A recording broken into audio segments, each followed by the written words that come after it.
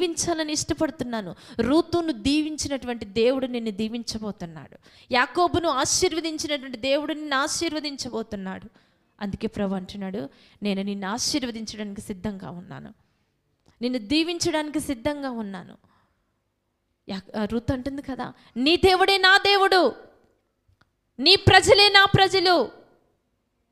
చూడండి, మన తల్లిదండ్రులను కలిగి ఉన్నటువంటి దేవుణ్ణి మనం కూడా కలిగి ఉన్నాం కదా. ఏమైపోతుంది మన జీవితం?